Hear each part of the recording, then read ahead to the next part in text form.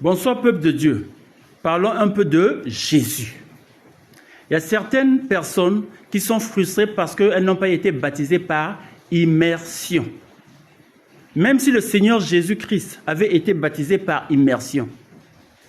Mais est-ce que tous les baptêmes qui sont dans la Bible sont des baptêmes par immersion? Lisons la parole de Dieu dans Marc 16, versets 15 à 16. Puis il leur dit, allez par tout le monde et prêchez la bonne nouvelle à toute la création. Celui qui croira et qui sera baptisé sera sauvé. Alléluia.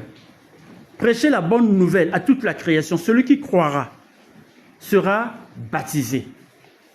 Comme l'eunuque éthiopien, dans Acte 8, à partir du verset 26. La bonne nouvelle l'avait trouvé en route et il avait été baptisé après avoir cru que Jésus-Christ est le Fils de Dieu.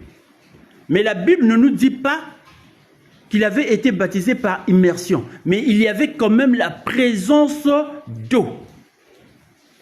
Dans Acte 16, versets 30 à 34, la bonne nouvelle avait trouvé le geôlier dans sa maison. Et il avait été baptisé dans sa maison. Mais la Bible ne nous dit pas qu'il y avait un bassin d'eau dans sa maison, ni une rivière dans sa maison. Mais il y avait quand même la présence de l'eau. Parce que le geôlier avait lavé les pieds de Paul, et les plaies de Paul et Silas. Donc, même si tu es dans la prison, il suffit qu'il y ait seulement la présence d'une goutte d'eau. Si tu crois que Jésus-Christ est le Fils de Dieu, tu seras baptisé. Si quelqu'un est à l'hôpital, dans le coma, il se bat entre la vie et la mort.